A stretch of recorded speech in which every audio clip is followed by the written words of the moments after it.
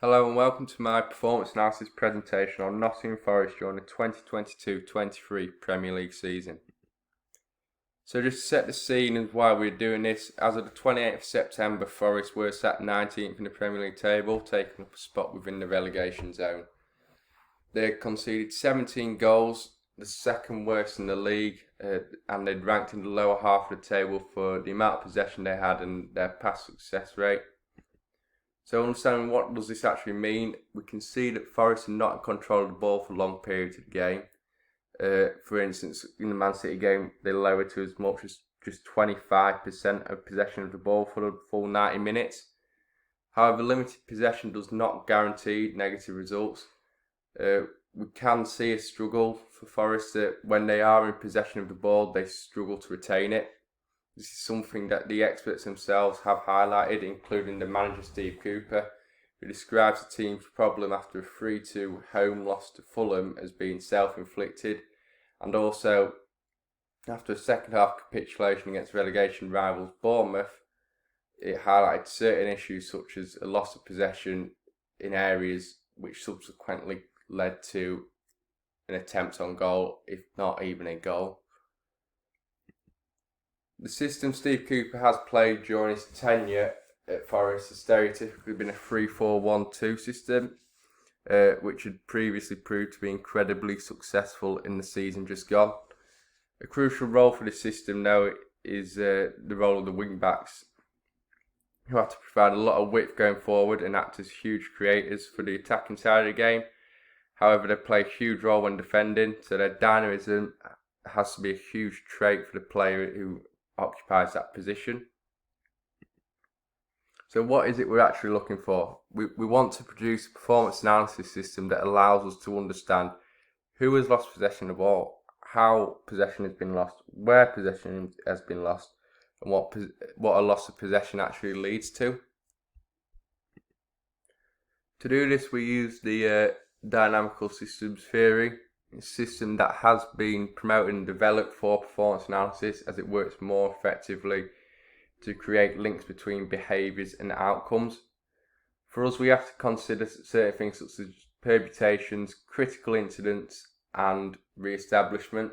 A permutation refers to an action that disrupts the flow of a game, so for us in our study here, it will be Nottingham Forest losing possession of the ball. Critical incident is when an action after the permutation results in an attack being completed. For us, this would be a shot on or off target, a block shot, or even a goal. And finally, re-establishment, which for us refers to Forest gaining possession of the ball after a permutation that has not resulted in a critical incident.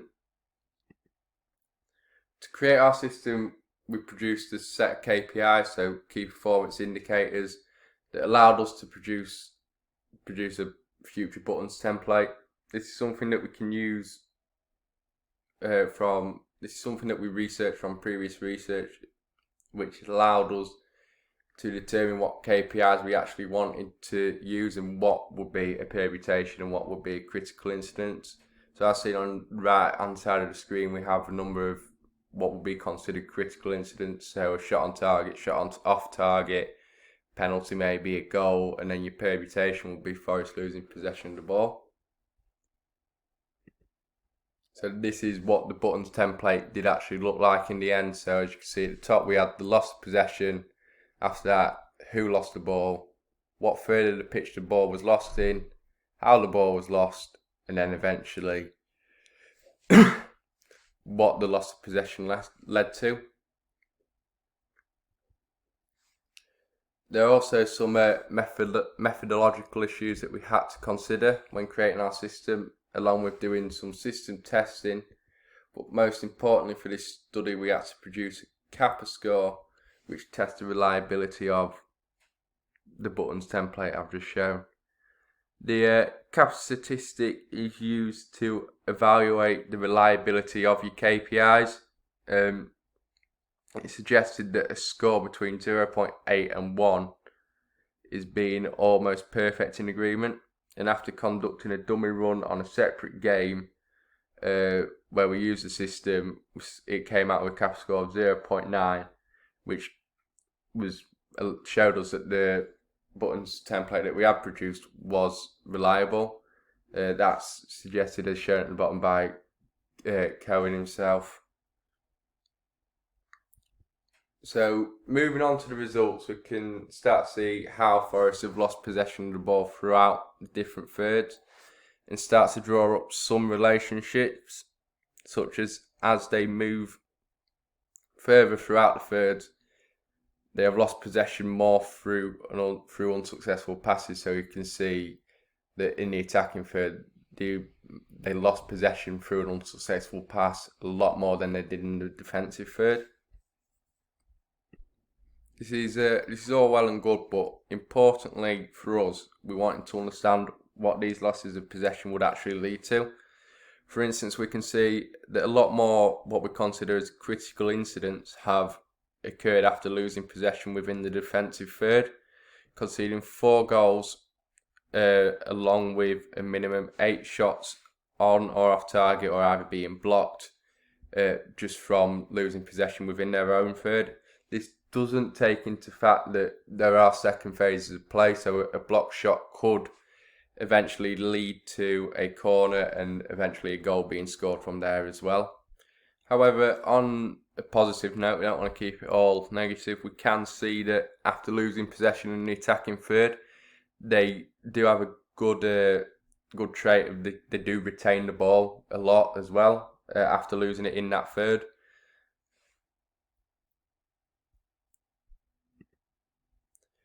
As mentioned previously, the wing backs are crucial to the system that Forest play.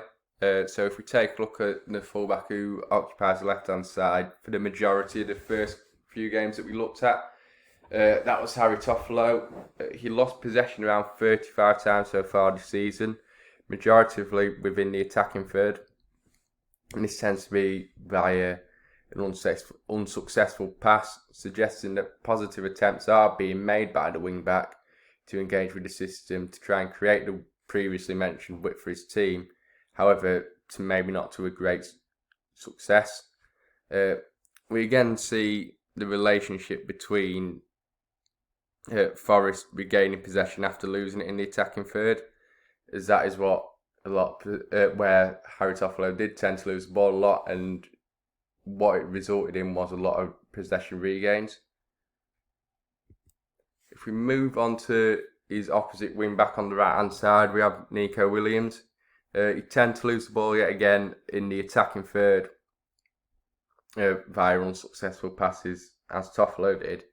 However, the main difference we can see between the two wing backs is that Williams has lost the ball more than Toffolo within his own defensive third, which is, as we saw with the just general team results, which could suggest why there is a lot more critical incidents after Williams has lost the ball. He loses the ball more in his defensive third, therefore there are more critical incidents such as the shot on goal.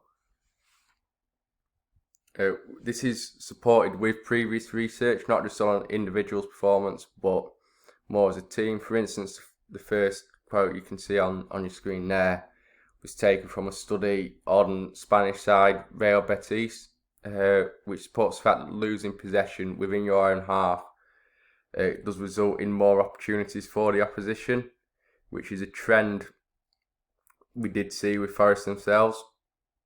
Also, looking at the other side of the coin, research supports that for the attacking side it is easier to progress into the attacking third the more their opposition gives up possession of the ball, which is a problem that we have been able to highlight for Forest themselves. They've not had possession of the ball a lot, but however when they do tend to lose it, which is why we, on a whole scale, have a lot of critical incidents.